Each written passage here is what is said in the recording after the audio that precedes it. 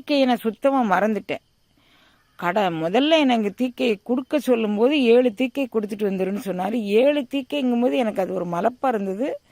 எப்படி கொடுக்க போகிறோன்னு. மேலும் வாங்கின தொண்டர்களே வாங்குவாங்களாம் அப்படின்னா ஒவ்வொரு ஜீவர்களும் வாங்கிய ஜீவர்களுடைய 7 திரைகளை நீக்கி அவர்களுடைய கண்ணில், இதயத்தில், நாபிக்கமலத்தில், அப்புறம் சிரசில் அதில் இருக்கக்கூடிய 7 திரைகளை நீக்கி, மாயை திரையை நீக்கி நின்னை அறியவல்லார் யாரே அப்படின்னு சொல்கிறாரு தாய்மான சுவாமிகள்.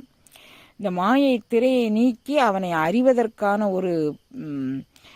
ஒரு மிகப்பெரிய சடங்கு இது.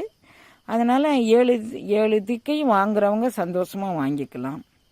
வாங்க முடியாதவங்க திருவருள் கூட்டி வைக்க எத்தனை வாங்குவோமோ அப்போ வாங்கிக்கலாம்.